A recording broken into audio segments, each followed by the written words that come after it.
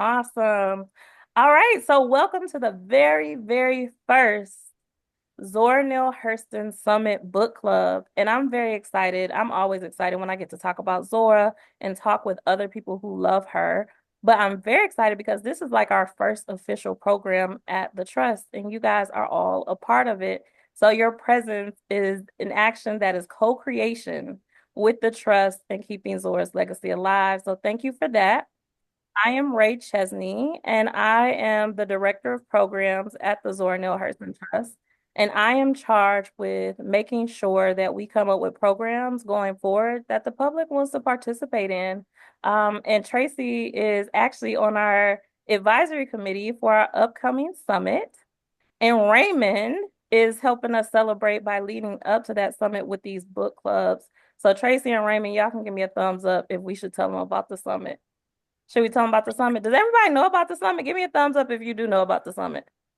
Y'all know? Okay, y'all want to hear my spiel, my elevator speech? hmm hmm Tracy is like, give it to them. All right, so I do this about 4 or 5 times a day, Monday through Friday. So the 2025 Zora Neale Hurston Summit is the landmark event in which the general public will get to come celebrate the life, legacy, and work of Zora Neale Hurston alongside the Hurston family for the very first time ever in history. I envision it, and this is how I pitch it, as an upscale family reunion where the general public gets to come be a part of Zora's family for a weekend. So, right even in this book club, we are Zora's extended family. I'm so excited for you guys to see what we have planned as we roll it out. It's actually really exciting because you're in a book club. I can tell y'all little tidbits behind the scenes because y'all my special crew now that y'all here. But I have to tell you, this summit is really, really cool because of who's involved, Tracy Raymond included, but even our sponsors. And so I just want to tell you some of our sponsors. HarperCollins is our title sponsor. And if you know or if you don't know, Amistad is an imprint of HarperCollins and they are Zora's publisher. That's a unique thing for a publisher to come on and be a title sponsor for one of even their legacy authors' events. But we got that going. Now, where is it going to be? Tracy, tell them where it's going to be.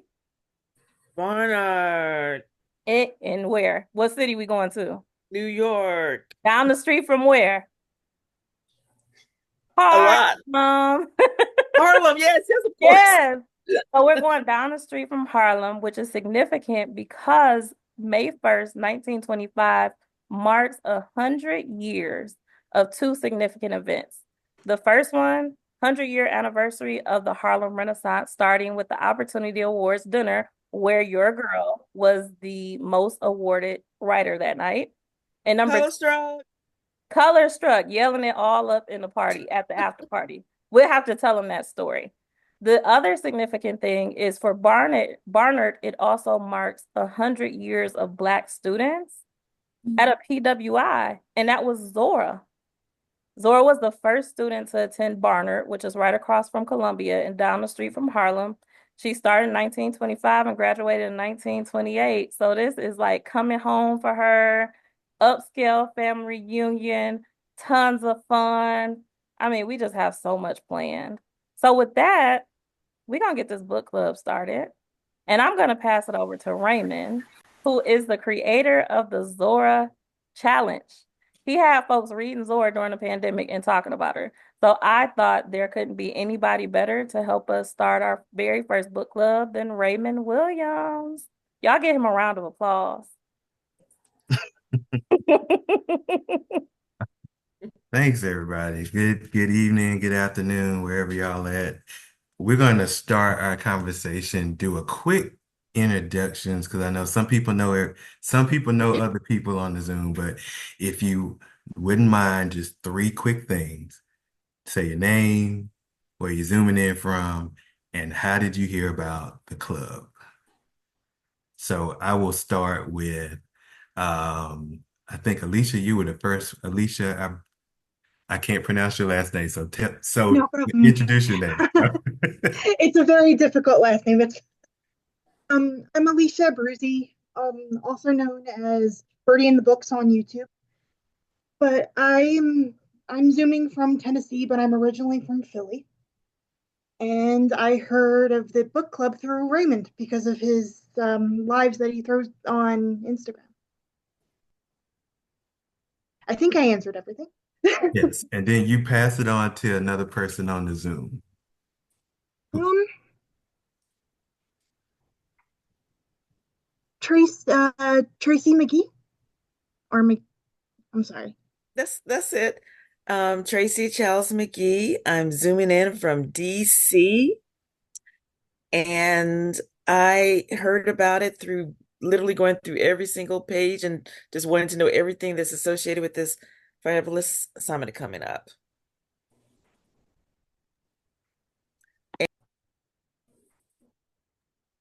No, you went on mute, so we can't hear I'm you. sorry. I'll pass it on to Joyce.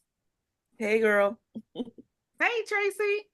Hi everybody. I am zooming in from Metro Atlanta. I'm in the city that's right next door over, Decatur, where it's greater for those who know.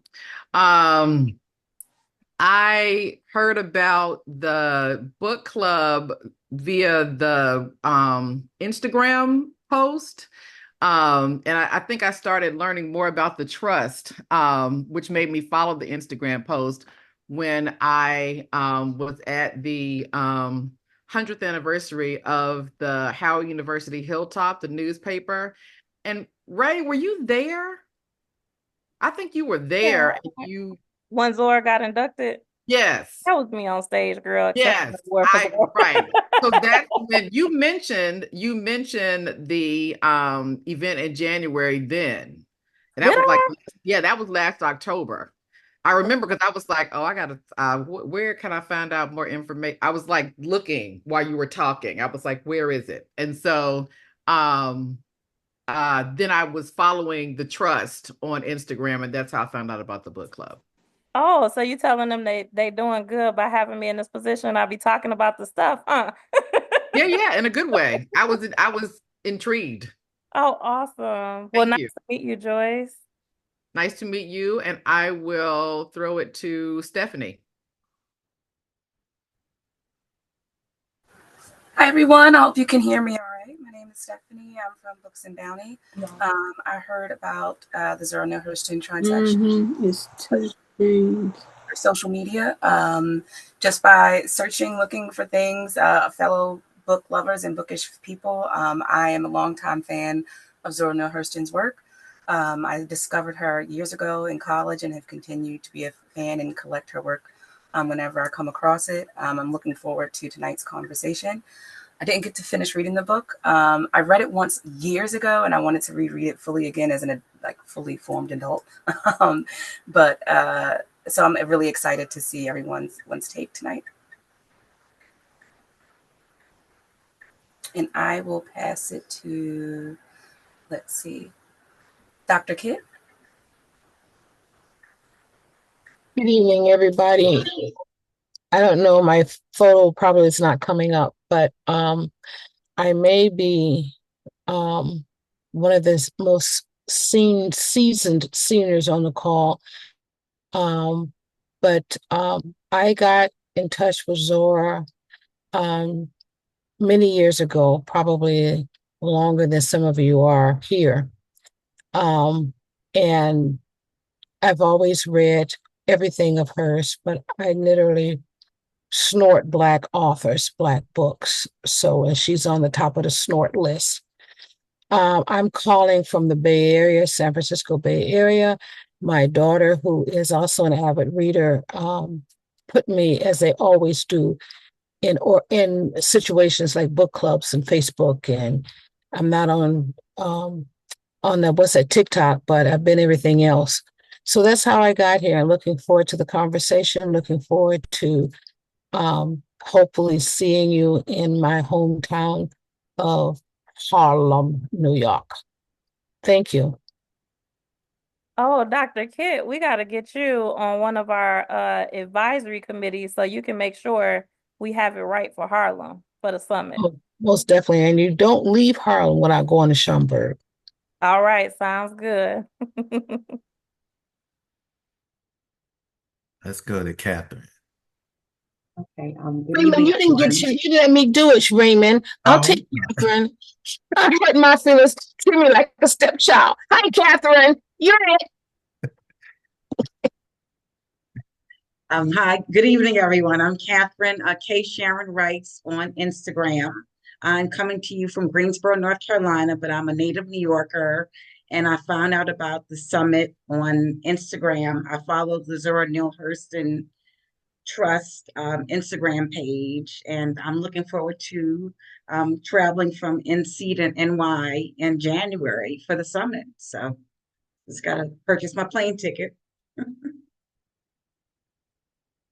Okay, I will pass it to Michelle.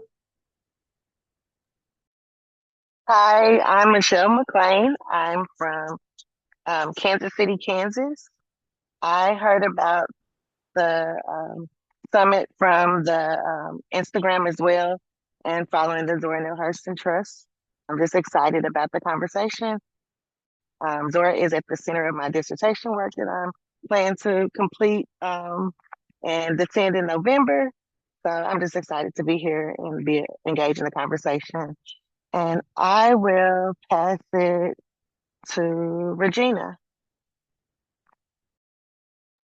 Thank you. My name is Regina Renee. I am Friend R Squared on Instagram, and I found out about this from Raymond and his lives. I am zooming in from Flint, Michigan, and I will invite the other Michelle. Thanks, Regina. Hey, everybody. I'm Michelle Washington. I'm from Denver, Colorado, and I heard about the book club through the Zora aficionado extraordinaire, Dr. Raymond Williams. I'm going to throw it over to Marsha Vaughn.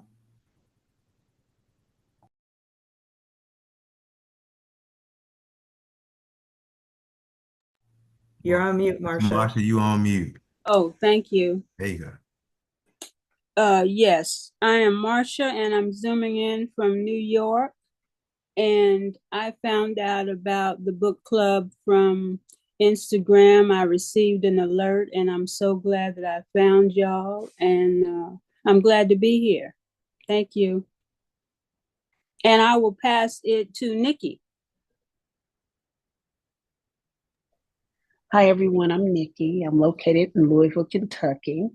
And I heard about the challenge via Raymond's Instagram stories or via Raymond's Instagram story. So even the trust, that's how I heard about it, is in Raymond's story. So I feel like if Raymond put it in his story, it's important for me to be a part of it. And that's what I did. I joined. Oh, hold on here. And then I will pass it on to Mika.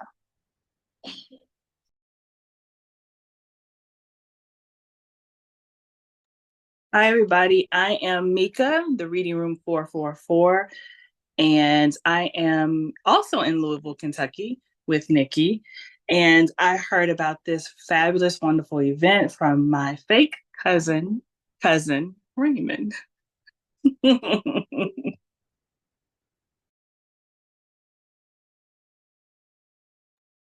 Mika, who you gonna pass it to?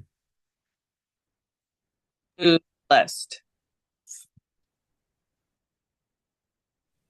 Hi, everybody. I'm Celeste, aka Celeste Lee Yours on Instagram. I am zooming in from Kansas City, Missouri side. So, hey to Michelle McLean down there. And I heard about it, of course, from Raymond and Ray as well, because I always tune into the Zora weekly live updates to see what's happening with that. So, I'm looking forward to the discussion. And I am going to pass it down to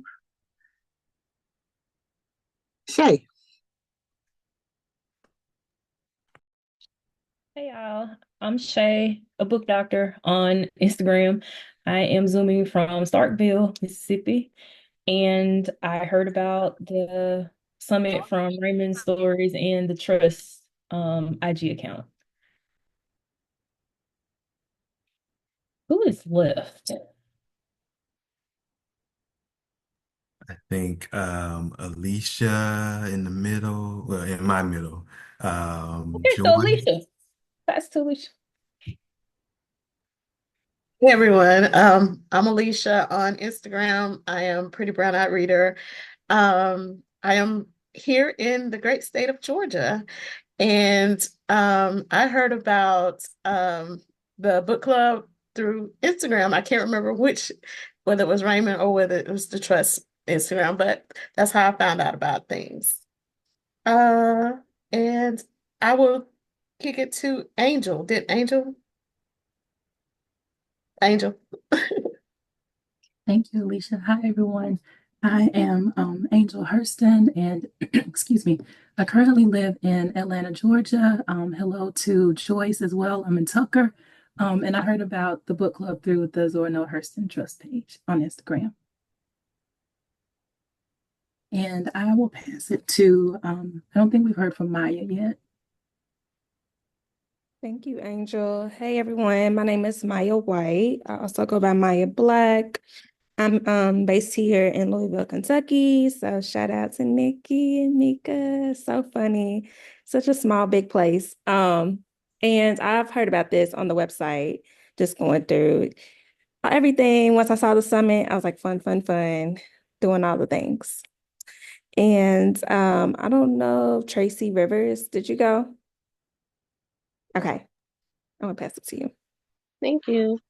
Good evening, everybody. I'm Tracy Manalua Rivers, also known as T, better known as T. I am zooming in from Teaneck, New Jersey, and I heard about the summit from Ray and Raymond.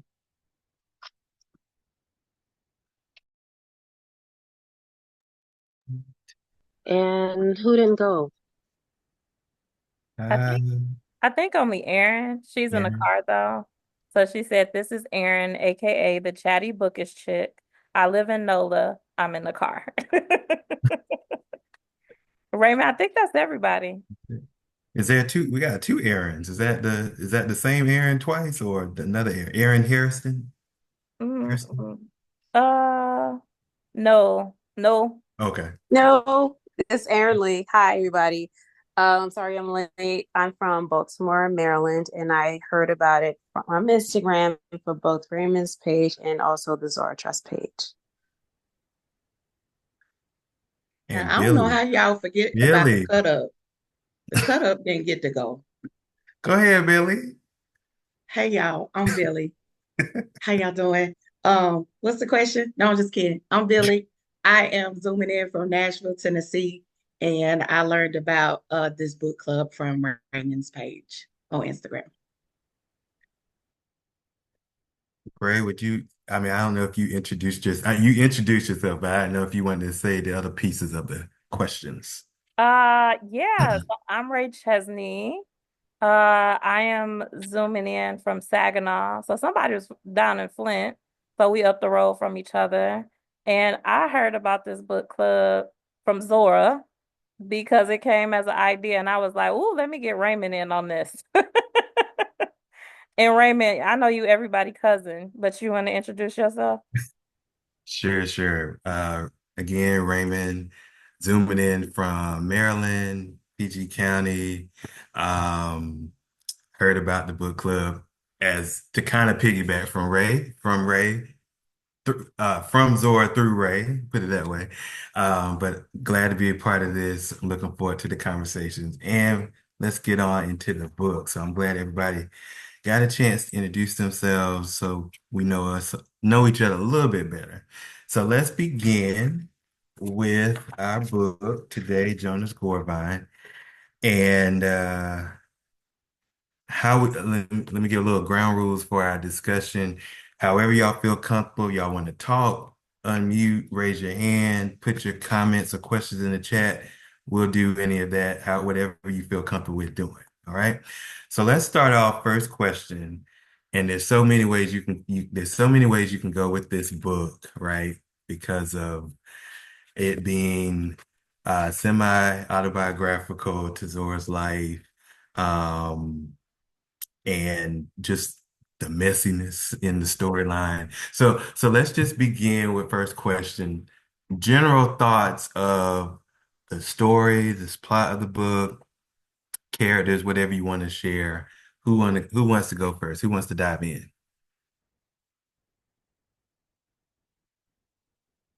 General thoughts. Go I'll ahead. dive in. Did somebody raise their hand already? Go ahead, Celeste. You good? Okay. I really enjoyed this story. This is actually the very first time that I have read this book. I've had it on my shelf for a while. And I really enjoyed the characters and the messiness and how it all came together. Um, and I think one of the most fun things was getting into the dialect, the vernacular of the story. But I think once you get into that and get it rolling, then it was just a funny story. So I enjoyed it thoroughly. Stephanie? Like I said, I hadn't finished everything, but I've read everything in the front and everything in the back, and I'm on chapter 10, so I'm about halfway through now. And when I was first reading the foreword by Rita Dove, considering everything that's in pop culture right now, I couldn't help but think about P. Diddy and his Vine Gourd getting cut at the moment from his sharp rise and all the messiness he's been through with women and everything. Not to the extent, not same extent, but that's the first thing when I was popping to my head around pop culture.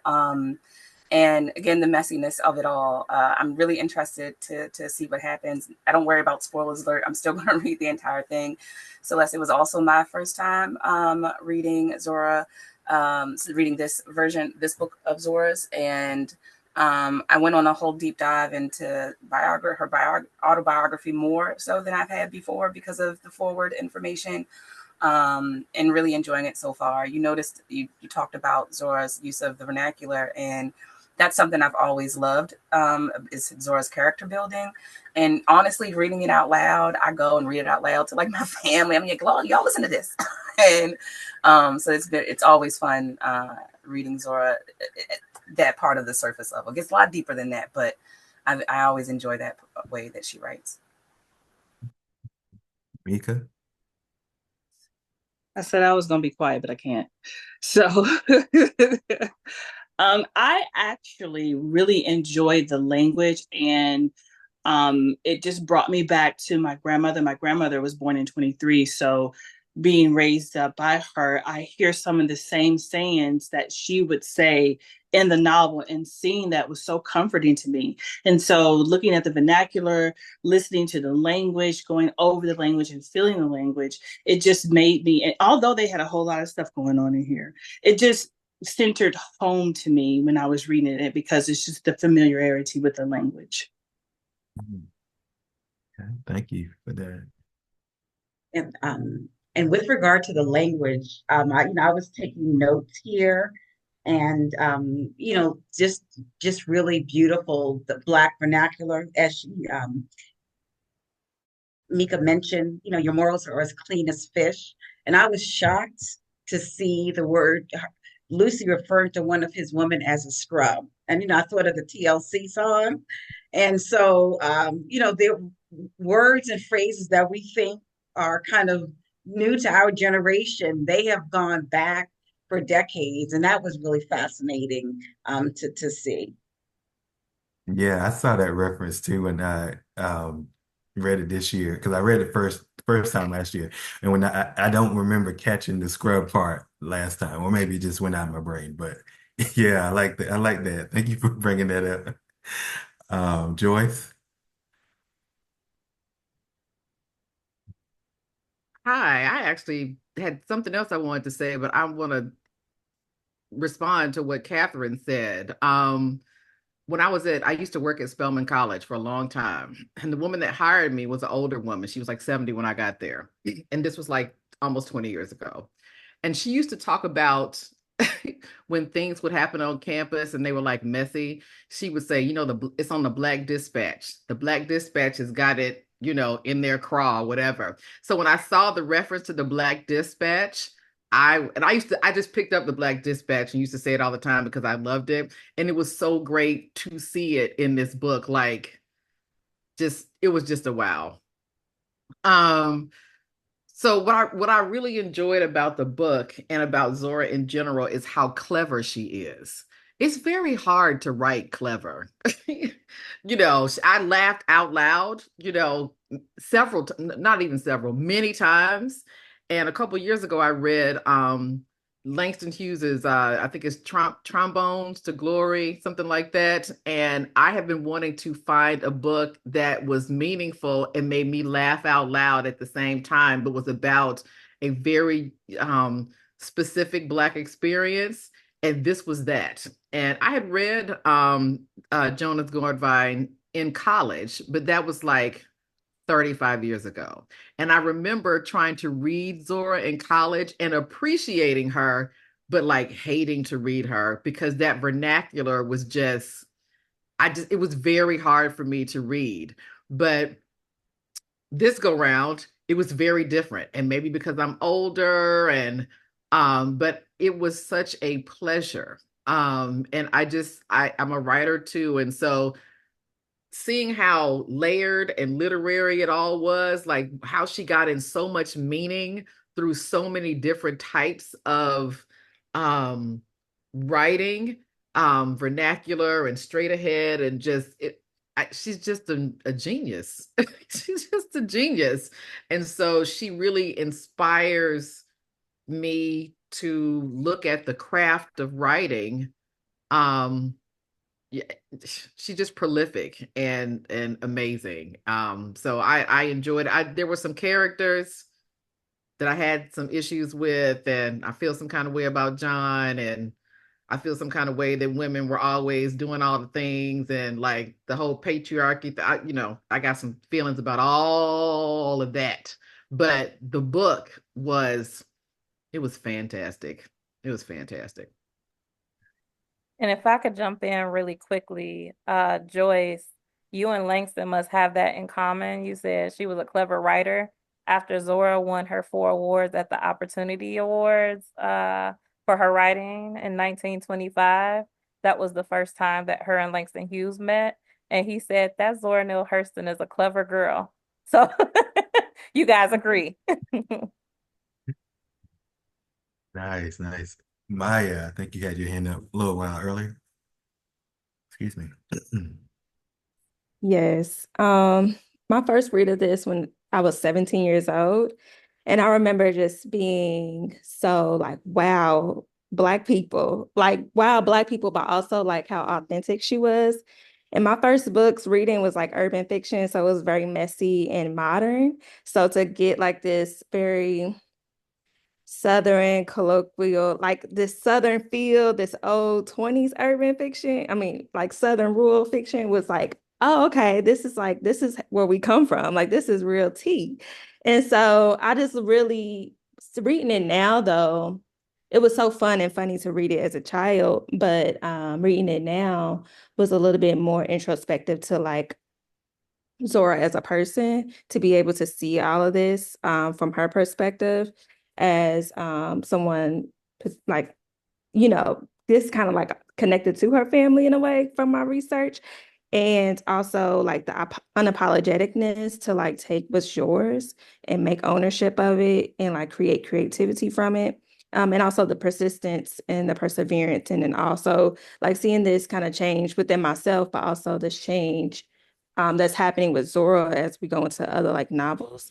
You can see like this growth and also this like authenticity to always be yourself, which I think is always Zora's lane, is being unapologetic and authentic. So it really made me appreciate and embrace that more. Thank you. Thank you. Marsha? Yes, I just wanted to echo what many have said, especially when it comes to the part about the Southern Black experience related to the language. And this is my first time reading this book, and I thought to myself, I know these people. I know them. I have lived with them, especially when it got to the part about the Black church experience. I know a lot of those people and the way they behaved and the language that they would use and how they would rally around you one day and be on the opposite side another day. So it was all very familiar to me. And I appreciate appreciated that about reading it because, as someone said, that is Zora's gift, that she was able to bring all of that to the forefront and show up and allow everyone to be able to get what they need at that particular moment. That's how I felt about the book. Thank you. Thank you.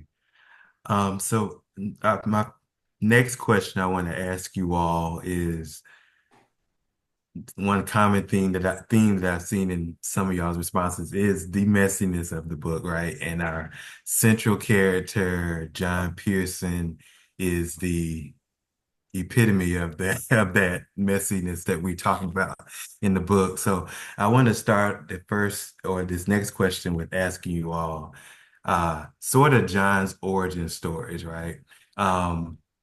Where some of the messiness comes from is literally like first two chapters, right? So y'all want to talk a little bit about where or what, or I should say, what foreshadows what we see John doing later in life, um, and specifically how Ned, his stepfather's treatment of his mother, how that connects with John's, future later in the book.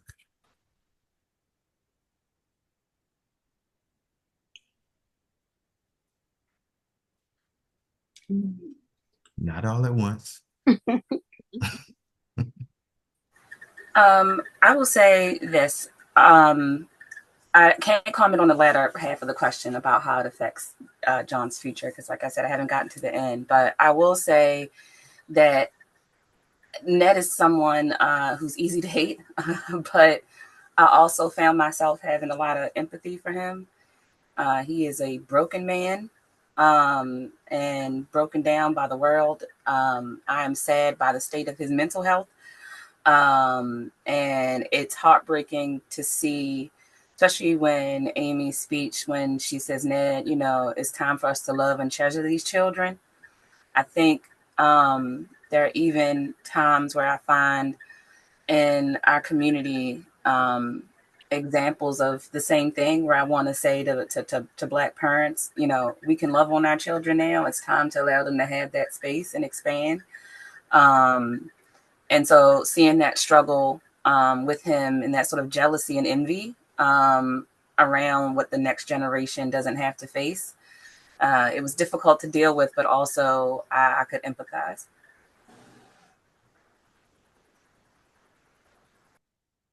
Raymond, I have something to add and maybe like some social context too. Sure.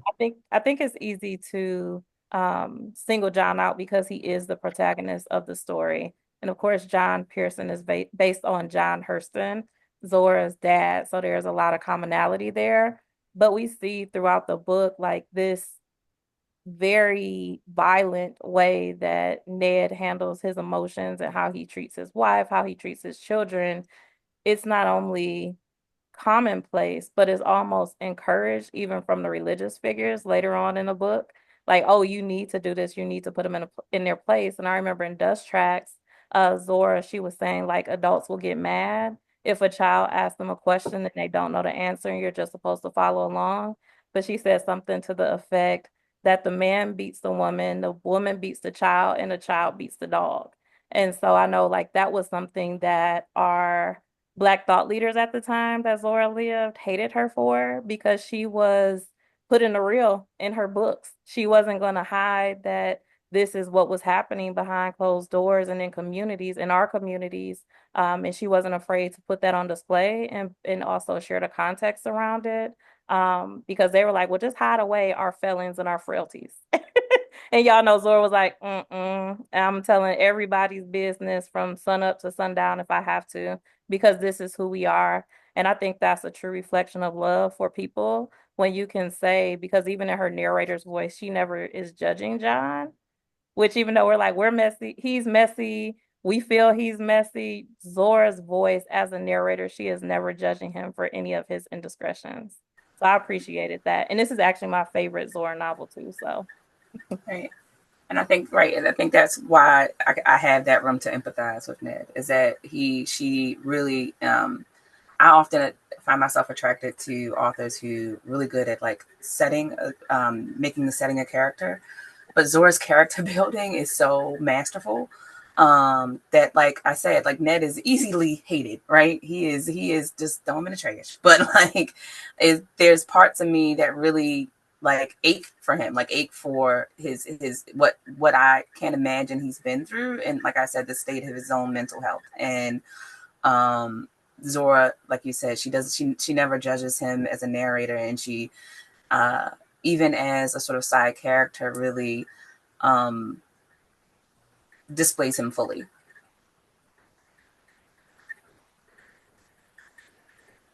Yeah, I came across this quote from, and I know many of y'all have read Wrapped in Rainbows by Valerie Boyd, where she had mentioned in the book that she was mainly talking about Zora's relationship with her father, as she was writing this book. And she made this comment that um, all the bitterness that she had for him or toward him, by the time she finished the book, she ended up having more compassion for him. And you can kind of see that in the the trajectory to the end, right? In some ways. Um, at least how I read it in terms of the how it ends. But yeah, I'm glad you both made those points. Anybody else? For me, just reading about, John's character, clearly he was a complex figure. And I'll be honest, there was just kind of an aching when I was reading about how he treated and devalued women. And then, of course, and I have seen this play out, in real time with family members, friends that I have known, and just hearing about. And, in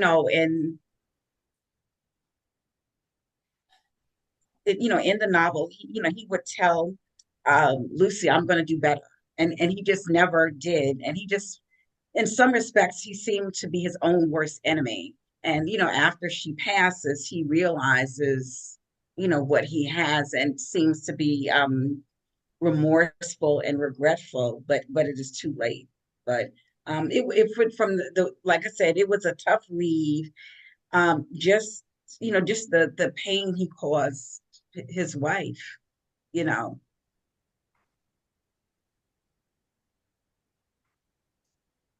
I thought it was interesting, and I'm just going to touch on something Ray said about Zora's desire to lay it all out there for everyone to see. Um, John seemed to be the opposite of that.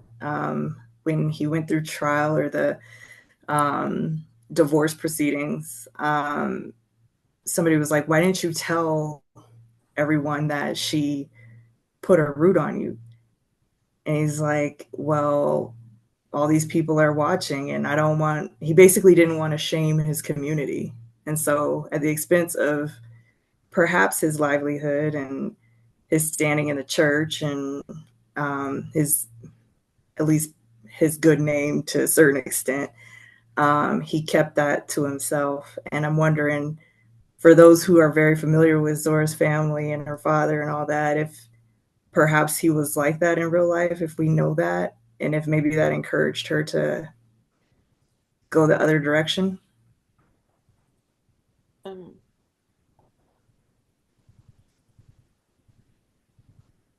You want to know if John was a philanderer?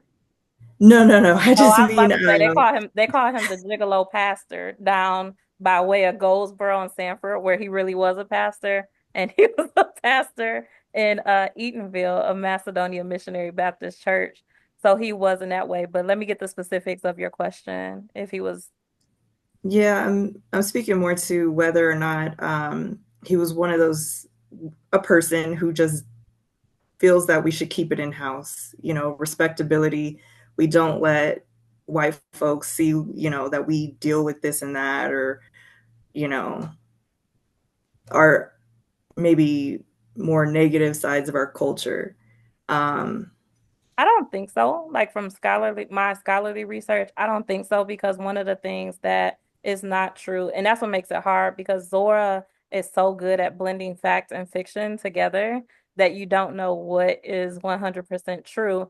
And so Maddie was really his second wife, John Hurston's second wife in real life. And it was him who divorced her. And so in 1913, so I assume that he wouldn't have been as much that way. But then when we think about Eatonville as a real place, you had this quaint community where, that was the thing. This is where the Negroes bossed themselves. So the white influence in historic Eatonville wasn't, I don't think, as much with the court. I think that was social commentaries or was adding into the book to showcase a larger societal practice and how Black and white folks interact. But yeah, John, I don't think he could have been like, don't let the white folks know, because he was all over Florida sleeping with women and embarrassing his wife. So that's just my assumption and my feeling about it. But I think John also represents like the community as a whole in that way when she gives him that language, like, no, we just gonna keep it in house and I'm gonna just sacrifice this. Because that's what Zora was being told to do in her real life by these political organizations, the NAACP, the Urban League. So we're talking W.E.B. Du Bois and Charles S. Johnson, her Harlem Renaissance contemporaries. So I don't, from my standpoint, think that John was really like that. I think he was representing what she believed a lot of folks thought. Can I add? Yeah, go right in. And that was I wanted to say that when she did the short story, was it the Six Golden Bits?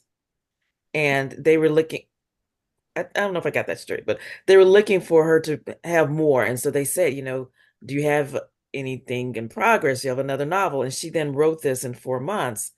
And I just think it's like amazing that she actually used their names. Like she doesn't really want us to have a line between John and Lucy. Like, and so you really don't know what's fact or fiction. Because usually when you start as a writer, you have like a composite of people and you definitely want to though give them the name of the people that you're talking about. And she's like John and Lucy. And so what are we supposed to what are we supposed to think? Is it like semi-autobiographical? If she did it in 4 months, it'd probably be very easy to, when you're trying to write something in a short period of time, to draw upon your own life. That would be the most easy thing. But how far was she going with that? Um, that, and then I'm glad I mentioned that, Ray, because I hadn't heard that there was this big discussion about him being that around town. So that was a nice added layer. But like, yeah, how much of this is real and how much is fiction is always going to be a question with Zora. So I was fascinated by that. Yeah, I'm glad you mentioned that too. And I think when Ray and I was talking last week on the live, we were mentioning about the use of people, the men that were in Eatonville, those same names are used again, right? Uh, Hattie is the second wife is Maddie, in real life. So it's interesting, like what is very close to the exact, not that far apart from what the real names were and what the personalities could have been and stuff like that. So I think that's kind of cool. Yeah. Joyce. Oh, I almost forgot. I was listening so hard. Forgot what I was gonna say. Back to your question about Ned. So, I think Ray, you mentioned like the violence that men had against women, and even more importantly, I was thinking about the violence against the children. And it made me think about, so my parents were born in 1944 and 1938. And one side of my family has like a whole civil rights situation going on.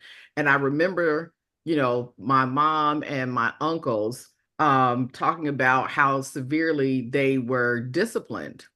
And they were disciplined because there was a fear around them not behaving in a way that wouldn't get them killed. My family is from Tuskegee, Alabama. I think we mentioned Notasoga already, so been going there all my life.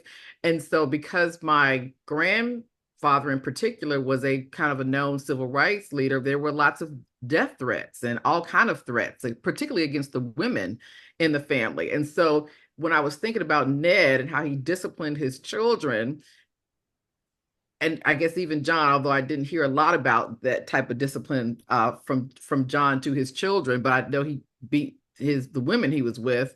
For the children, it could have been also from a place of fear. I mean, I believe Ned was born into slavery. If not, if he wasn't born into slavery, he was. Okay. So just the fear of doing anything that could end your life.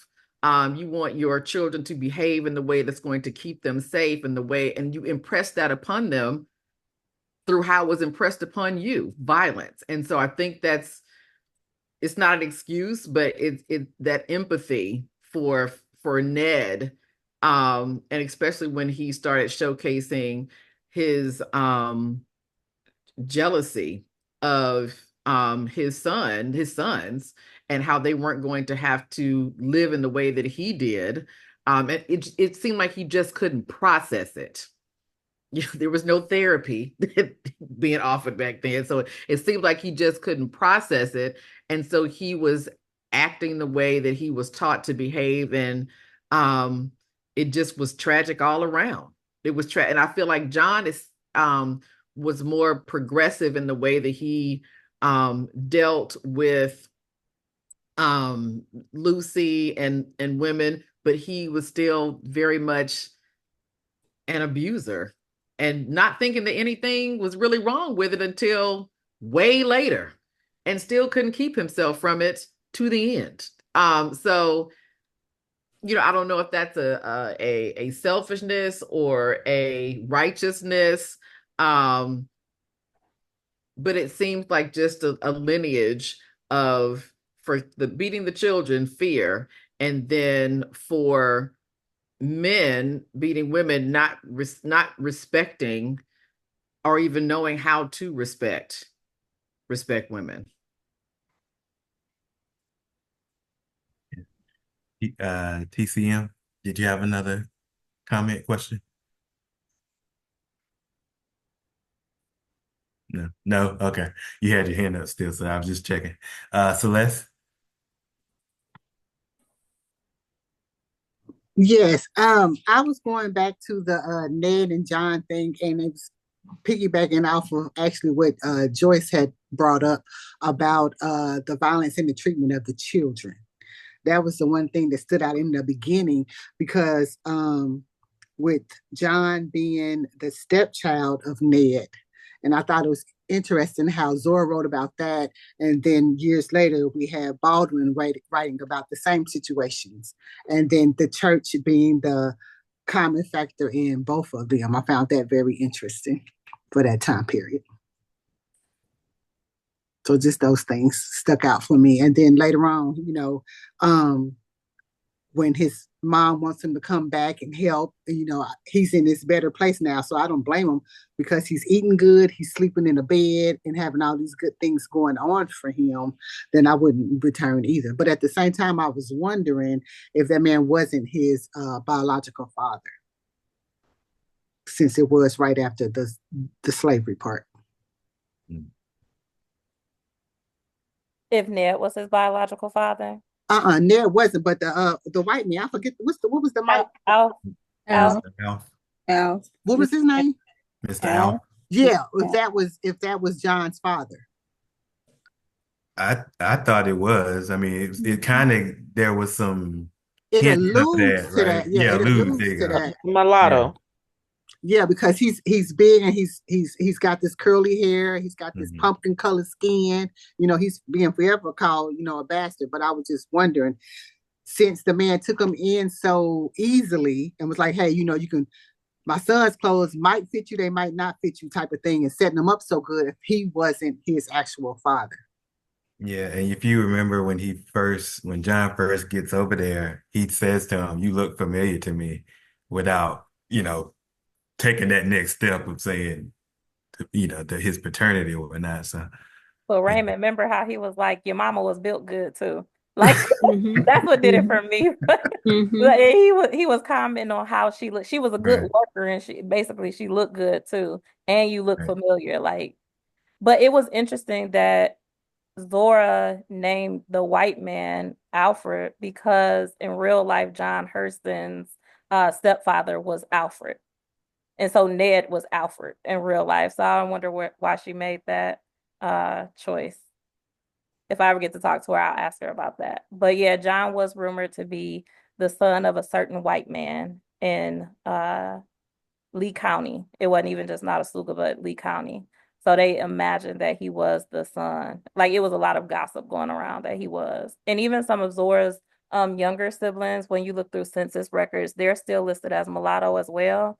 But all the Hurston children, except for a few out of the 8, were fair skinned with freckles.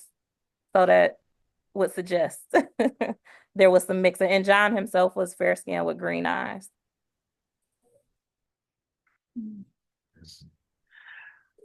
So I want to ask y'all, and of course, this is not going to just be me asking questions. You all can ask questions too, jump in, put it in the chat, whatnot. But my next question for you all is there a particular scene in the book that kind of uh, sticks in your head and your memory? I have one in mind, but I want to hear from y'all first if there's any particular scenes in the book that were very powerful or memorable to you. Um, Either if and regardless of if you finish the book or if you're, halfway, I want to kind of hear, you know, hopefully someone says the scene that I'm thinking of, but I just want to ask y'all first. Any scenes? Yeah, go ahead, Celeste.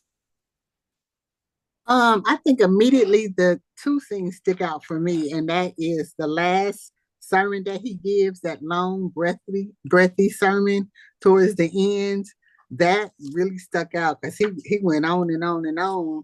And then, of course, I will never forget the ending scene and everything that led up to that, because I really didn't think that what happened was going to happen. So I thought that was an awesome way to end the book. And that sermon, Ray, I don't know if you were going to mention this today, but that sermon is from, I forgot, but that's an actual sermon from from a preacher, I think at Macedonia, right? If I'm not mistaken.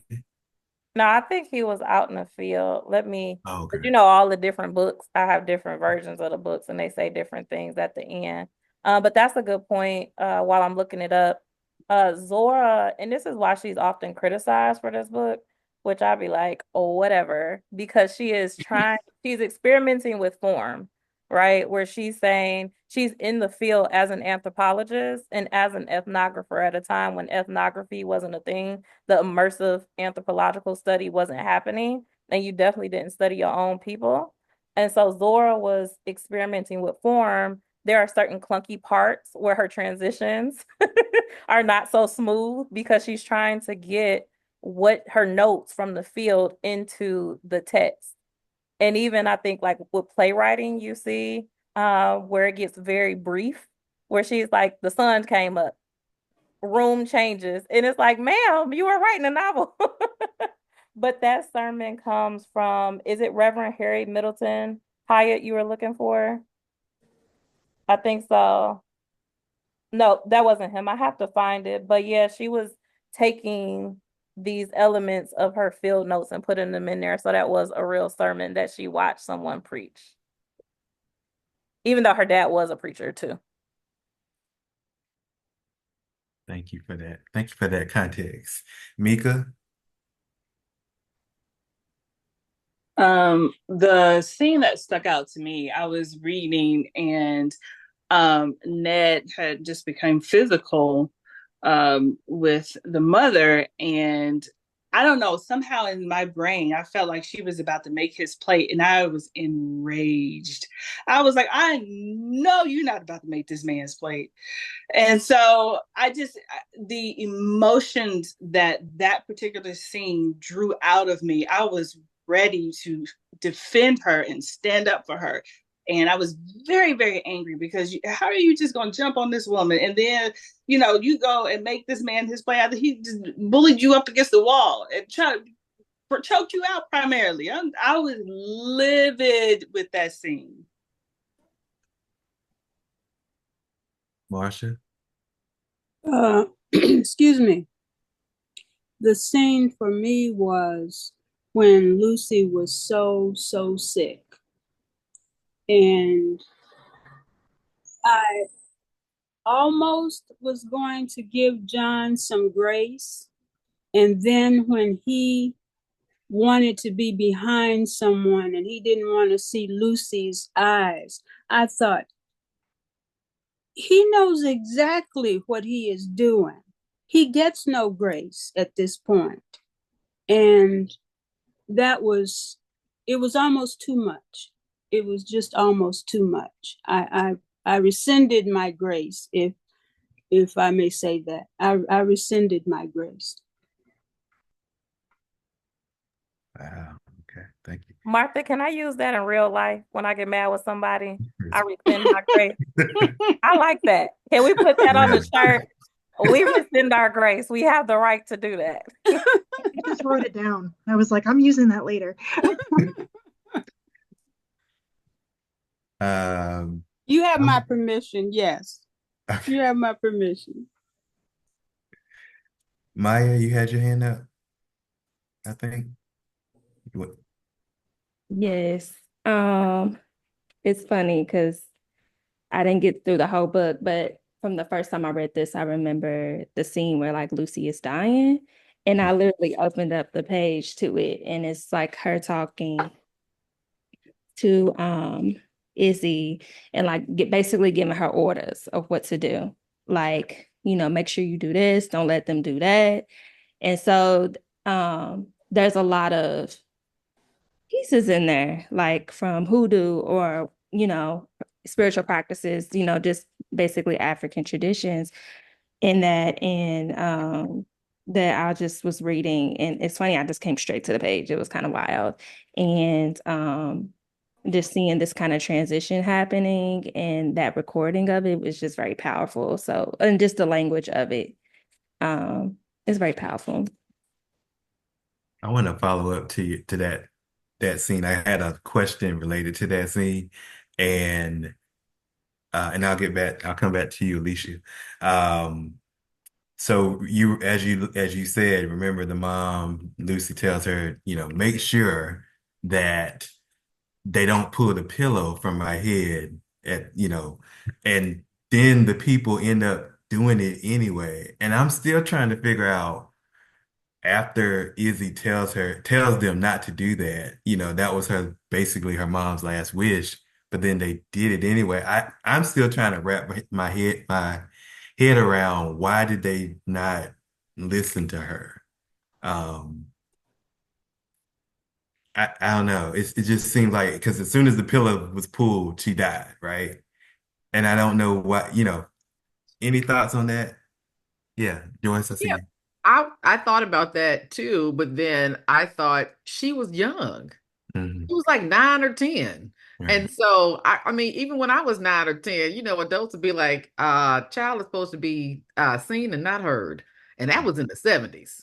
So I'm sure back then that children were not listened to in the way that some of us have chosen to listen to our children now. Yeah, like you're just supposed to be quiet. And I can't imagine in the 20s or 30s, or even if this was before that, that they would obey a child. They beat children and women. So, and women beat children. So I don't think they were listening. to anything a child would say. You don't I'm sure they were like, you don't even know what's going on, stay in your place. That's what I thought, because I thought she was young.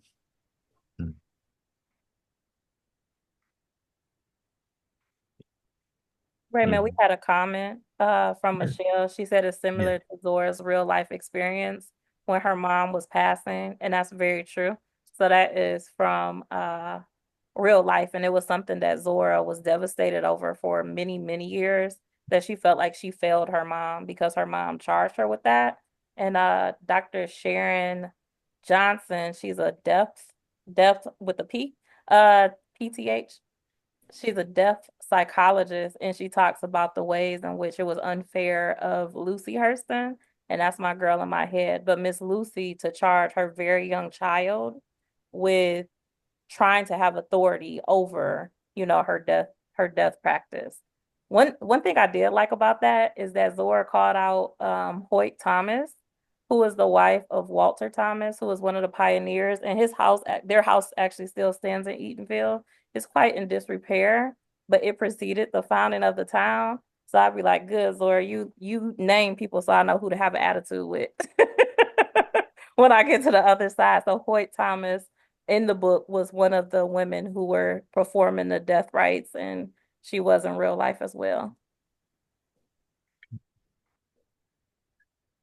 Alicia, you had a scene you want to share? The one that really bothered me the most was when they thought their daughter was going to die and he just pieced out. I was like, you can't make that all one parent's responsibility. Like, you're a parent too. You can't just piece out and then be like, oh, the kid's going to be fine. That's fantastic. Like, that's not how it works. You have to take the good, the bad, and the ugly when it comes to being.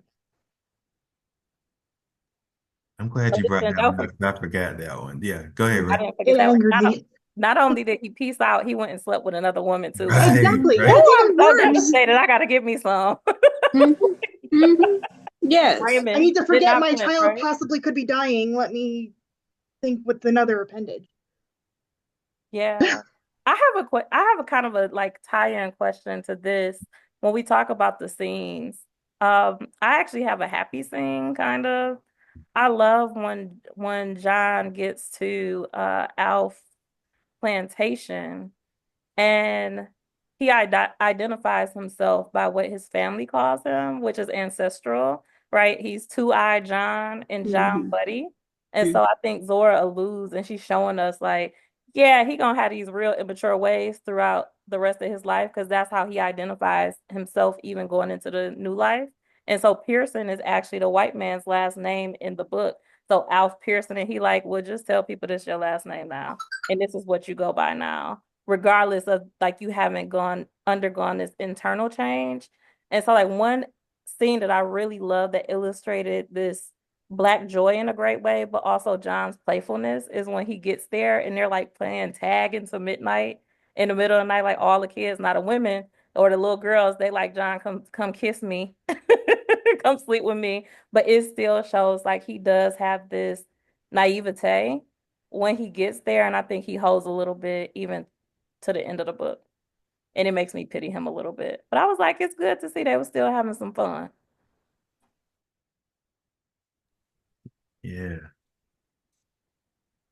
Questions, comments for anybody? I don't have a scene. I mean, I have a bunch of scenes, but I really wanted to speak more to there's a character that I really liked outside of the Lucys and the Johns and the main characters. I really liked Hambo. I thought he was a great friend. I was like, that is the definition of a ride or die. Like, I really appreciated him. He told John the truth. He told him about his own ways, but he also was still his friend. So it was like a really good example of just a good friendship. I remember when he talked to him about Hattie, I was like, Hambo is giving it to you straight. Please listen to him because she got a root on you, brother. And he was telling John about his work, like his worth. And I just think he was a really great sidekick, a well-developed character.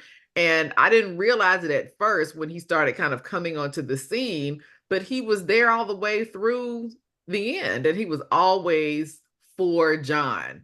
As trifling as John was, he was always for John. I was like, that is a real friend right there. And it makes you think about your own friendships. Like, do I have somebody who was really telling me, like, this ain't for you, and this person ain't for you, and here's why? Or you messing up. You know that, so I just really like that character. I thought it was a well-developed secondary character. Oh, Joyce, you got a response in the comments. Dr. Kidd said there is always a Hambo in our lives, and we need to take heed. It's real true. I thought it was sweet when he cried at the end when John left Mhm. without saying goodbye. I was like, oh, he loved that man for real. That was his friend. Yeah, and that the point that you made, Joyce, about telling John about Hattie putting that root on him, that it was funny to me because it was like, and I can't remember the scope of time he had been married to her. And then I remember, I know that the root was put on before the marriage because, he was still married to Lucy at the time.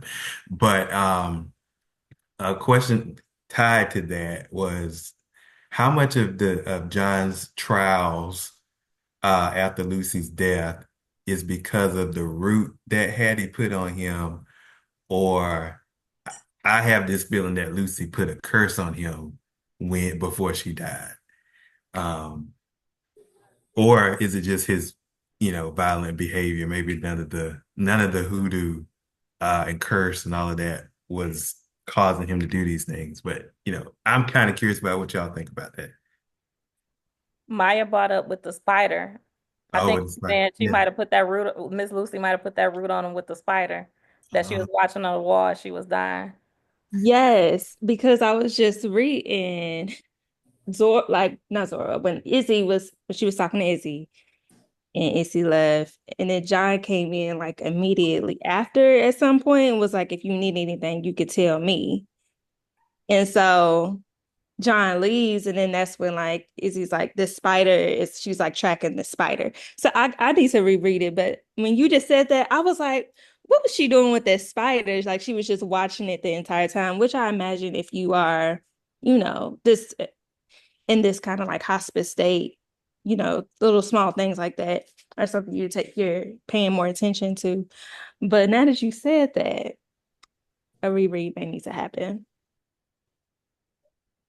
Hmm. Shay said the spider was representative of her death. The closer it got to her, the closer her death was. That's what I thought too. I thought it was something like because in some of Zora's later works, anytime that death was mentioned, we used to hear, and I'm gonna get it wrong, but is it the square toed person? Someone correct me. You're right. Where it told you Okay. that. Yeah. Yeah, and I noticed that figure didn't appear, so I guess the spider is swapped out for that. So, Raymond, you see what Joyce said? but if you believe in roots and curses, Hattie and Lucy could have certainly have impact. I think that it was all his own fault, just selfish and blaming the women for his lack of self-control. The audacity. That's a word right there. That's Look, there was number of quotes, and I can't remember who said what, but basically just about him getting in his own way, right? Um, and usually, his libido was always, you know, front and center.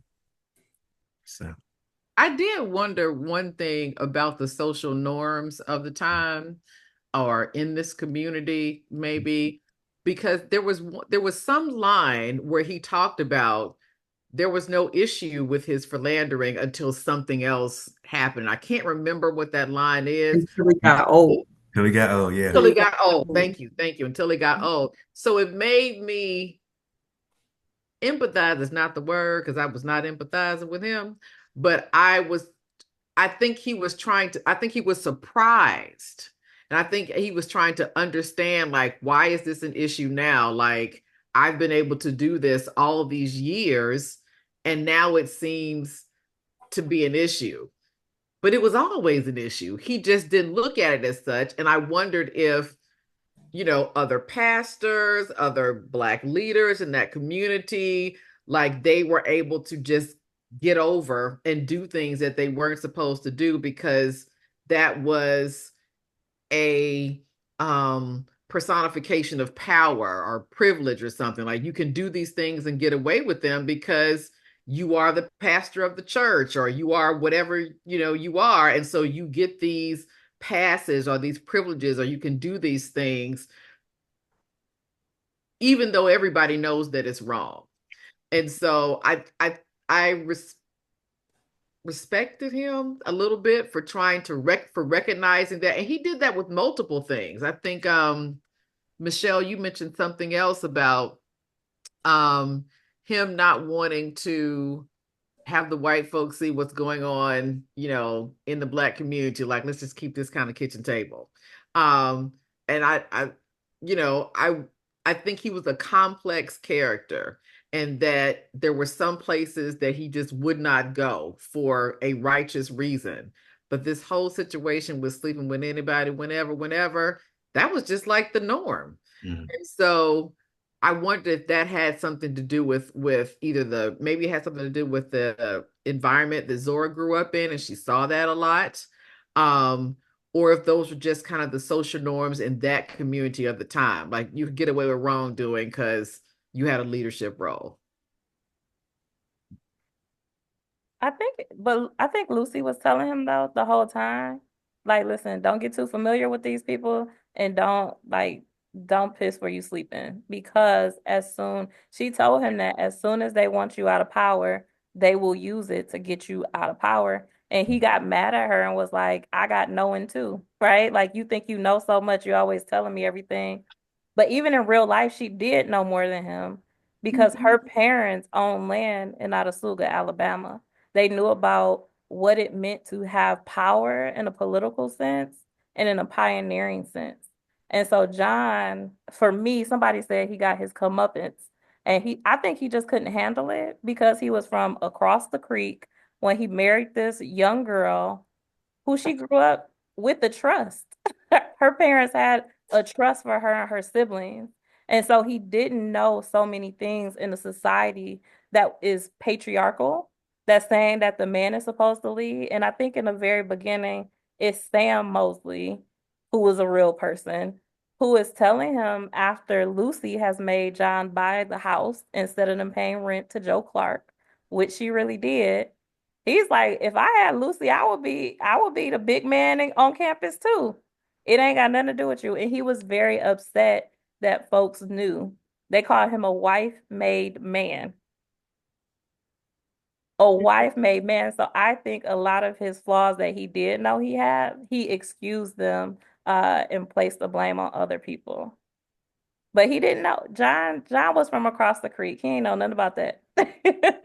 He ain't know nothing about what Miss Lucy knew.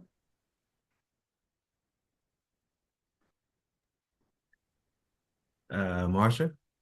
I thought it was interesting when he would talk about his behavior, he would always talk about something new. I don't know if he was using that as an excuse or trying to use that as an excuse or not, but his language was always that, especially when he had come back to the plantation and things started to get ho-hum. Anytime that happened, he would talk about needing and wanting something new, and usually it was in the instance of being with a woman. But I don't know what how that translated in his head, but I noticed the language when he would say that he needed something new.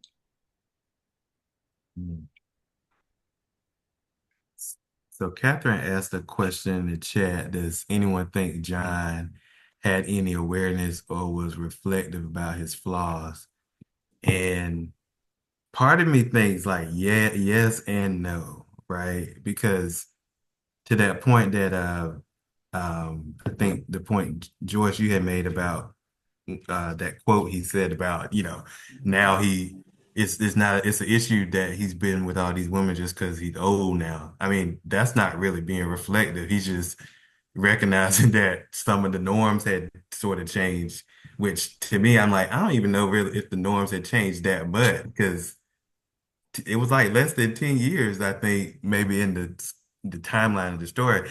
But um to that point, I mean, I think some of his self-awareness, I kind of attributed it to the root wearing off.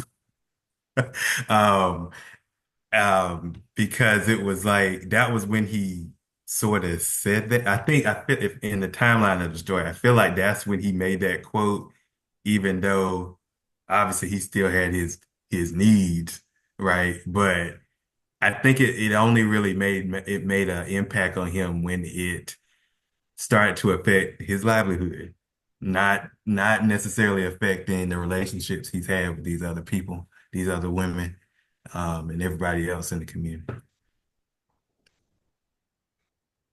And I think this is leading to a good conversation. I don't think we have enough time for it, but Aaron said John didn't know how to cheat in a respectful manner. He didn't know how to be discreet and keep his shenanigans on the hush. And Billy said how to cheat in a respectful manner. That's an interesting concept. And I could, yeah, both sides, the duality, right? Because he was cheating with a lady in the church. Y'all remember that scene? And to make up to Miss Lucy, he bought her a red dress and a pineapple and was like, and she had just had a baby. He was like, come on to church and sit on the first pew. And then after he got done preaching, he told him, so y'all come up and see my new baby. Come see y'all pastor new baby. And so it's a lot of deflection. I'll say, and he seems to put a lot of the burden on the women themselves, even up into the end. Because what's the little girl name? And she was a young girl too. Aura. Cora. Aura. Yeah. Yeah, that wanted Aura. that ride in that Cadillac, Yeah. baby. And listen, let me tell you something. My She granddad was a baby. she was a baby, but my He pissed granddad me had a off so Cadillac. bad when he pushed her in that ditch. I was so angry. I was like, you Listen, deserve what you get. some folks was talking about how it's very familiar. Like for me, that was very familiar. My granddad home in his front pocket at all times for his curly hair. Looked probably like John Hurston, drove a Cadillac. I was like, yep, very familiar. But he blamed it on her. And even in death, do y'all remember when he was calling Miss Lucy, talking some, Lucy, come get me. But he was getting mad at her too, like you left me on purpose. I know you did, sir. Sir. Let that lady rest in peace, please. It was just interesting that he was always a victim, even though he was the cause of all of the chaos in his life, the majority of it, especially with these relationships. So it was interesting how people still behave that way. And no matter what they do to cause the chaos, they're always the victim at the end. And if they apologize, then it should be all right. And then I'll do it to you in the next 3 days. And then I'll apologize again, bring you a red dress and a pineapple, and it should be all right. So I found it interesting that continued cycle of chaos that he was in. And I love me some Miss Lucy, but Miss Lucy too, because she went on right to that church in that dress with that baby and sat on that front pew. And she felt when he looked at her, he didn't see anybody else. So yes, Stephanie in a comment, she said it's a dated concept as well. Rashida's husband is another one that doesn't know how to cheat respectfully. For more for a more current reference, if you are familiar with Love and Hip Hop, it made me cackle though, because that's who I thought about. LOL. Did you guys notice there was kind of a joint effort I feel like that Zora used with the trains, John's reaction to the train at the beginning, and then what happened in the end? Anybody? That's one of the questions I've been waiting to ask. Yeah, I had that too. There were no, numerous references to different trains, but yeah, let's open that up. How about what y'all thoughts about that?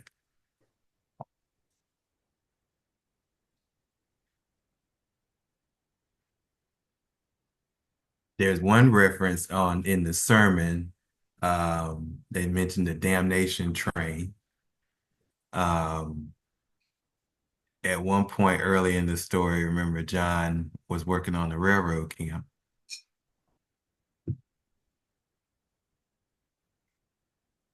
And then in the beginning, he saw the train and he was scared of it because it Right. was noisy. And he Mhm. kept going back until he got excited and was like, I'm gonna ride one of those. Then he did. He thought it was the best thing. That's how he got to Florida. Mhm. But then that's also how he died at the end of the book. Sorry for the spoiler alert. But that's true too, right? Isn't that how her father? Yes. And can I be a Okay. nerd for a minute? Yeah, Because go I ahead. was up to 3:30 in the morning on Saturday, just like on this tangent, researching Zora stuff. And one of the things that I found out, and I wasn't gonna tell y'all because I might write about it and coin it or something, but no, I think y'all should know. Y'all ready? All right. So in all the records, we've only known that John was married twice in real life, to Miss Lucy and then to Maddie. I have found a third marriage. I have found a third marriage, and I feel like this is very interesting because it ties to the train accident. That is how I found out about the third marriage, and it's actually in a newspaper, and it lists this woman's name, and it lists all John's children.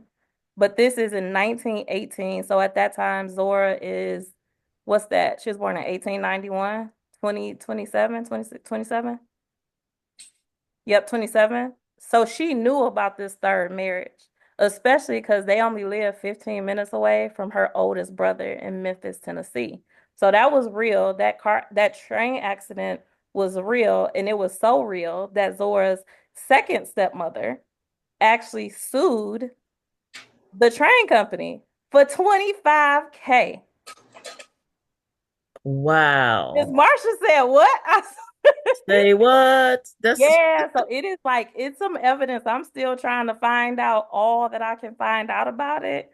Like I found two different addresses for her. I have not been able to find her in the census, but Zora was grown enough, and so Sally at the end of the book, I don't know if that was the representation of this third wife, if it was a true representation, but based off of how she represented Maddie, aka Hattie, in the book, I'm inclined to think so. So hopefully next book club I'll have more for y'all on that. But it was a real thing. Yes, Joyce, listen, I'll be in there. They don't call me the Zora girl for nothing. I that's why I love Zora too, because how she was in everybody else's business, that's how I be in hers. uh, and I want to add that that was just the time that she was ending her education at Morgan and about to go to Howard, and she did not go to the funeral of her father. Correct. Yep. So his funeral, he died on Memorial Day, 1918. The funeral was on June 2nd. Zora did not go TCM. You are right. She was like, By choice, she did yeah, not she go said we because had already said our goodbyes. mm-hmm. So she was not messing with her dad whatsoever by that point. I have a question. What did y'all think about Sally Lovelace at the end of the book?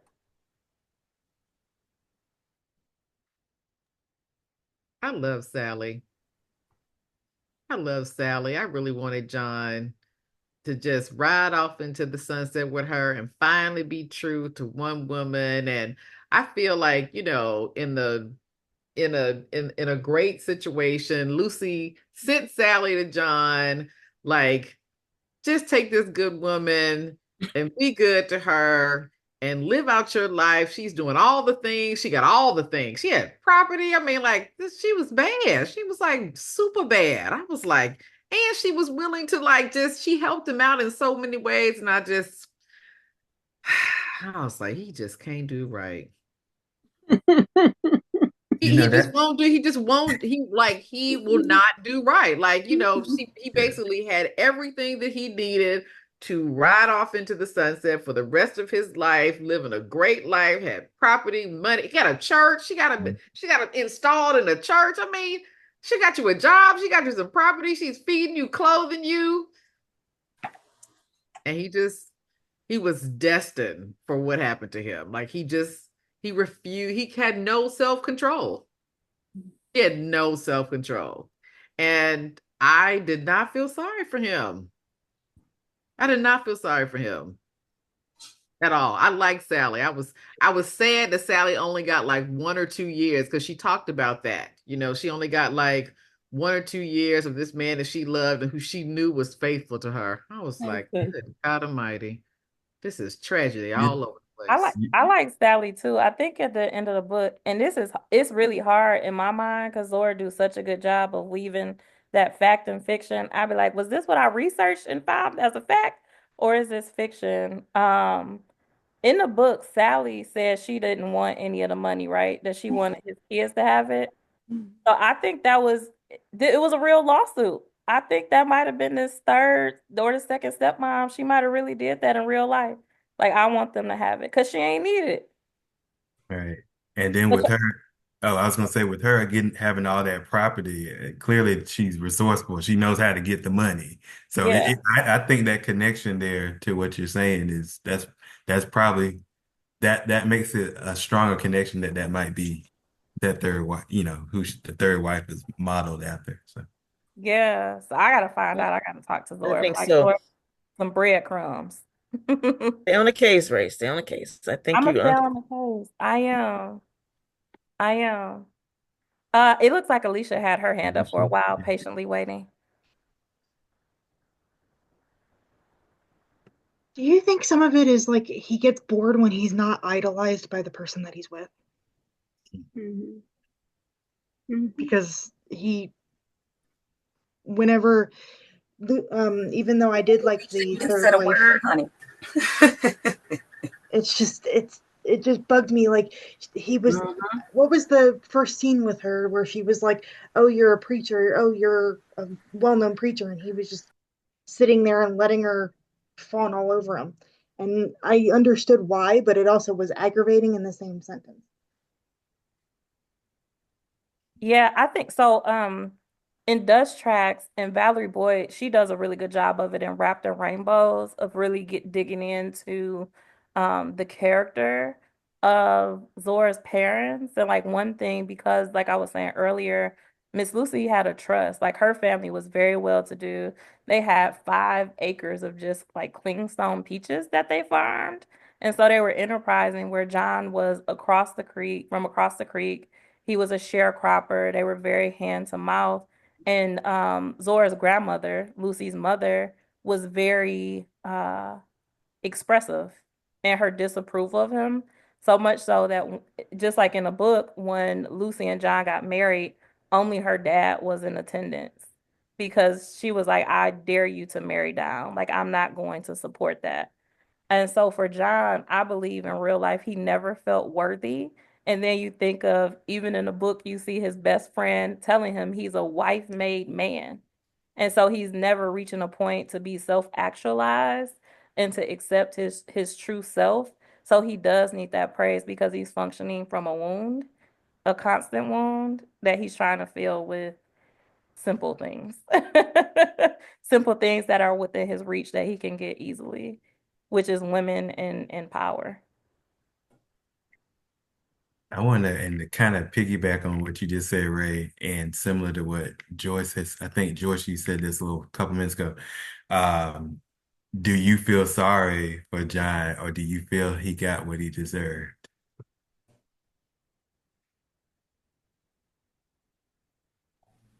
I felt sad for him by the end. Just because I think perhaps that the route that Hattie put on him took away his remorse for a while. And once it was gone, it was like he thought of Lucy again, and he all of a sudden had, these desires to do right again. And it got in his own way. And I thought that was kind of sad. Marsha? I'm going to deflect a little bit back to when you had asked the question about the train, and it ties in a little bit, I think, and you can certainly correct me. when he talks about that the train has words and he had to come back many more times to know what the train would say. And at the end, the train certainly had something to say, and I think it was for him to pay attention. Because if he had not paid, if he had paid attention, certainly he would not have died. But it was also a message that throughout his life he needed to pay attention, especially to the important things, and he did not. I like that, Marsha. Maya in the comments, she said both and. She feel she feel Okay. bad for him, but also felt like he got what he deserved. She said, follow up, no one deserves that type of death, but the occurrence of it explained his story. I felt like it was a perfect illustration of that. The thing that he loved so much, that he was obsessed with so much, is the thing by which he died.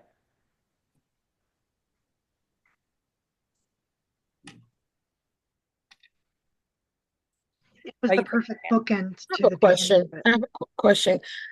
With that statement that you just made, Ray, is that not a cautionary statement for all of us?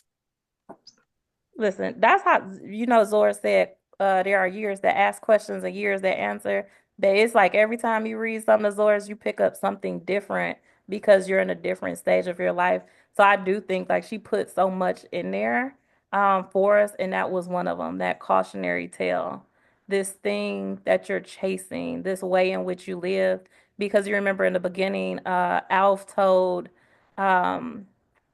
told John when he got into the fight with Lucy's brother, Bud, Uncle Mm-hmm. Bud over the feather bed, he was like, listen, I was like, you're gonna have to go ahead and get out of here. Some things only distance can solve. And John seems to live by that because he's moving like a train. Right. He's in a work camp. Then he goes to Eatonville. He's supposed to send for his wife. He having too much of a good time while she having children. And then he got to move after Eatonville is Sanford. Then after Sanford is Plant City. And then he got to go back to Sanford and he back in trouble. It's like the movement of him. Someone said that he was in the comments that it seems like whatever he was searching for, he never seemed to find. And he was Right. he was always searching, but it is definitely, in my opinion, a cautionary tale. Thank you. It kind of, oh, go ahead, TCM. Um, just as you described that, really made me think about how much wandering Zora did herself from city to city to city, somehow searching for herself, and how that actually becomes a theme of their watching God, searching to get to know herself. And it's everything is starting to like come together of someone who's writing a story and pulling from their own life in various ways. It's like a composite of a little bit of me here, a little bit of me there.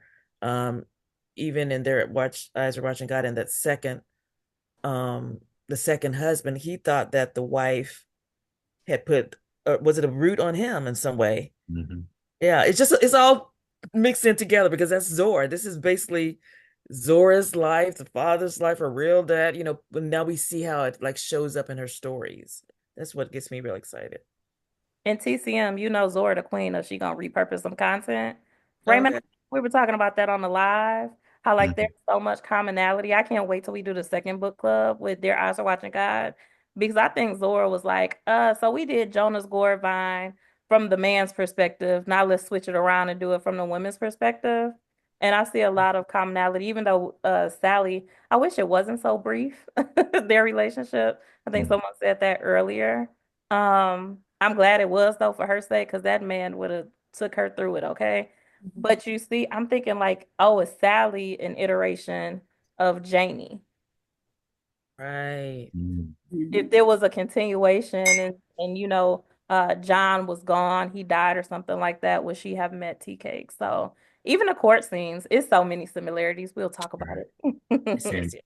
And and one of the scenes for me that correlates with there, I was watching God, is the slap that when John slapped Lucy, um, and it's not the exact same thing, but there was I remember from the Eyes Watch God, it's more of the I forget the imagery, but it was like y'all know what I'm talking about when Are you talking about when TK slapped Janie?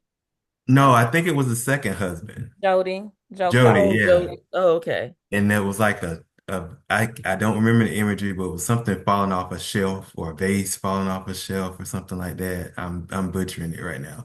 But it was something that it was basically, symbolizing a turning point in their relationship. At least for John and Lucy, that was sort of kind of, you know, foreshadowing her death, right? And then all of his, you know, all the bad things that's going to happen to him later on. But yeah, you're right, Ray. It's a lot of parallels that you don't really know until you read them kind of either one after the other or closely together. Yeah. How many of you, I have a question. How many of you, this is your first time reading Jonah's Gourd Vine? Let me see. I got to change my view. I'm counting five, We have five. 6, 7. Stephanie raised her hand. Did you guys? Okay, so y'all put your hands down. How many of you knew about Jonah's Gourd Vine, like before the book club? I got some head shakes. All right. So this is great. Not many of you even knew about Jonah's Gourd Vine. So I am excited if you hang around for our next book club, starting to see the evolution of Zora. Stephanie, you made such a good point earlier.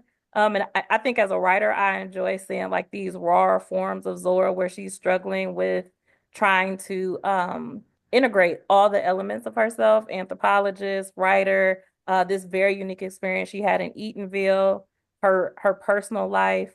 Um, so I like to see those clunky versions of Zora because it's like, well, how does genius evolve? How does talent evolve into genius? So Jonah's Gourd is more clunky with it. I'm trying to find that comment because I wanted to read it. Okay, so Stephanie said rarely, but I have found the opposite, that Zora's research-driven mind interrupts the flow, which is very true. For example, on page 16, she gives context to what the other Negro was trying to convey. The impression to John that he knew so much about trains is an over-explanation, which it is. She does a good job of conveying the other Negro sentiment with the dialogue. Yeah, she can get Southern writer too. She can get very wordy at times. Mhm. But I like to see the evolution. So we'll be able to compare, like Raymond said, Jonah's Gourd to Their Eyes Are Watching God because they're only 3 years apart as well. So you get to see like her growth and everything. So I'm excited. Do we know I what titled the book, Jonah's Gourd? Mhm. Yeah, so her dad was. Oh, Raymond, you want to take that one? Or does somebody have a question before we I take think that Stephanie was going question? to say something. Yeah, I was going to say, as I'm digging more into like the chronology of her life, and as a editor myself, it's interesting to see what where she picks up an editor, where like her mentors come into her life, and how how her work evolves. Like this was her first novel, and like you said, you can see it was written, I think, in a few months and then published just in just as much time or something, and that happens a lot in her work. And it's as I dig deeper, it's going to be interesting to compare like the work she produced under sort of mentorship or within a collective, having an editor in her life versus the work that is less structured, and I'm enjoying both of it. So yeah. Ooh, Stephanie, spoiler alert. Zora didn't have much She did editing it. Mm-hmm. at all, like ever. I think Right. her getting better was on her own volition and her being an avid reader as well. Mm-hmm. But I was thinking about this the other day. Raymond, did we talk about this on the live? Because I was thinking about, we talk about trying to read the dialect, the vernacular. Yeah, we did. Yeah. Her publishers was white. Okay. So this isn't even, it's not familiar Yep. in audibly, it's not familiar in writing. So really, how could they edit? So they used to just pass our stuff through and be like, oh, it's great. It needs very little edits throughout. And again, like her life, there's times where she weaves into writers collectives and steps out and becomes more aloof and introverted, and so it's those times, like there's works produced when she becomes a part of a collective. And I know the white editors had no idea. They just said, this is something interesting and popular, I like it, it's fun, let's go, it gets the people going. But when she hooks up with others later in life, I'm comparing that work to other times. It will be interesting to see. I'm gonna go to Billy's question, and we'll probably start wrapping up in the next 15 minutes or so. So if y'all have any last questions or comments, put them in the chat or raise your hand or whatnot. But Billy said, do we know why she titled the book Jonah's Gourd Vine? And so that's not the original title. But if you know the story of Jonah in the Bible, the um the specific scripture after Jonah gets spit out of the fish, after he goes to Nineveh to chastise them for their sins and everything. They said that Jonah's laying out and goes to sleep, and this leafy out of the gourd covers his head, um, and that a worm comes up, eats the vine or eats the stem of the leaf, and then that goes away. I forget the rest of it, but that's the actual story that where the title comes from. Now, I don't know why, outside of the fact that that reference is made at least 2 or 3 times in the book. I did catch that. I don't know if that was an editor's decision to change it to that as the title or her decision. That I don't know. And yes, thank you, T. Jonah chapter 4, verses 6 through 11. Yeah, I feel like maybe that'll be like one of our questions we'll answer next book club, because I gotta relook through my notes and research, because none of Zora's original titles ever like the title she came up with, those were never the final titles.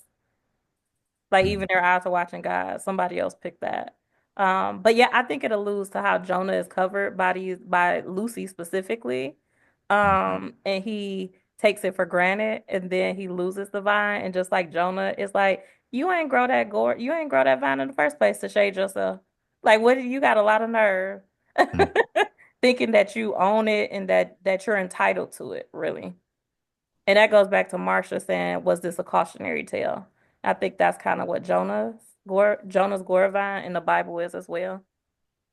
And I kind of thought it was, and of course, there's probably many interpretations, right? At the time when it was mentioned, this was around the time after he had got divorced from Hattie, I think, and right when they were about to remove him from his pastor role. And the way I read it, I thought the vine uh was more of that was the last thing he had was his pastor job, right? And then once that went away, he was just done, you know? And that was sort of his security, was that he had that job and that symbol of the community type of thing. So, but yeah, I like what you said too, Ray, because I think it's probably both and more so than one or the other. Um, but yeah, I love how the symbols can the symbols that you use in this book, because you don't really hear that phrase used like that at all. Most of the time I hear about Jonah, you just hear about Jonah got swallowed up by a fish and he got spit out. You don't hear the piece about after. I was like, I didn't know there was an after story, you know? And yeah, Zora definitely, her religion and politics, Zora could go in and on about them for forever. When we read Moses, Man of the Mountain, that'll be evident. But in real life, John Hurston was the moderator for the Florida Baptist Association. So the Hurston family used to host preachers and religious clergy from all over the state. And so I could only imagine, just like when she was attending Howard and she used to be a part of the Saturday Nighters at Georgia Douglas Johnson's house. And the old guard, W.E.B. Du Bois and James Weldon Johnson would come and they would talk about politics. She was socialized in this deeper type of scholarship than the everyday person that's going to church. So Zora, listen, if she said that was the interpretation, I believe her because her dad was a pastor and she was socialized with all of these other pastors and preachers.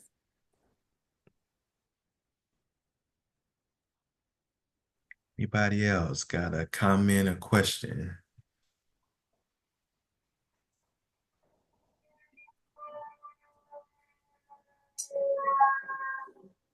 All right, well, as we wrap up, unless y'all still thinking, okay. As we had sort of hinted, our next book is Their Eyes Were Watching God.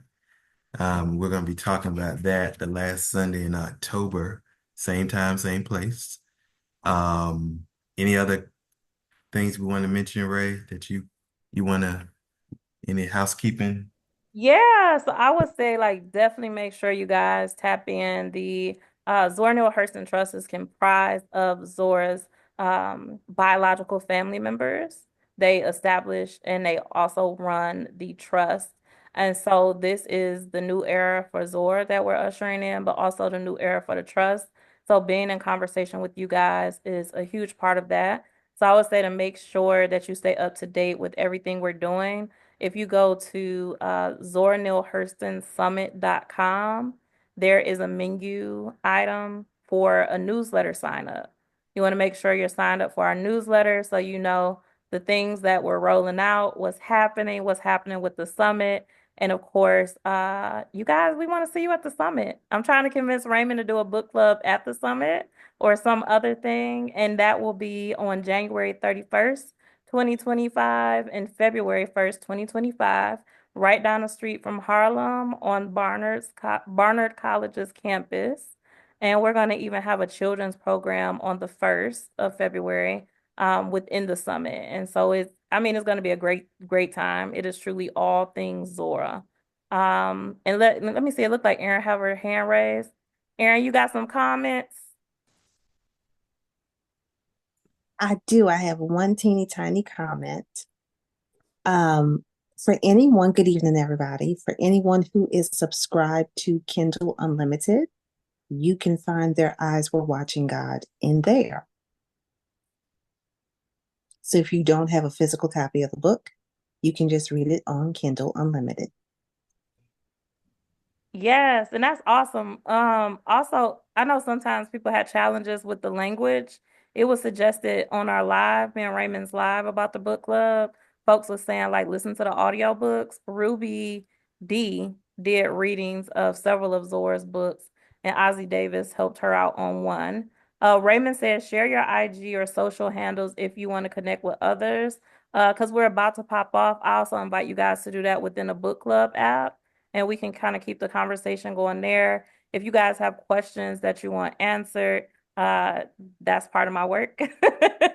So I would love to just keep the conversation going and gather these questions and find the right people to get you those answers, even if it's not me. I definitely want y'all to give a big round of applause for Raymond because he ran our very first book club. Thank you so much, Raymond. Thank you all. This is fun. I'm looking forward to the next three books. And as similar to what Ray said, you all definitely can use the book clubs app to message each other, put your own questions in the discussion boards, stuff like that. It doesn't have to just be me and Ray. So it's make this as interactive as you would like. So Awesome. Well, I hope y'all have a good week. It's Sunday. Y'all hung out with us. Regina messaged me. Yes. Oh, we should definitely talk about Flint. So yeah, if you guys have any questions outside of book club, you can message us right at the Zora Neal Hurston Trust on Instagram, or you can email me at Rae, at zoranealhurston.com. So I think that should be pretty simple. And I hope to see you guys. We'll have some lives coming up. I'll try to get Raymond to do another one. But if not, we'll see you next month. Thank y'all for joining. See y'all next time. Bye.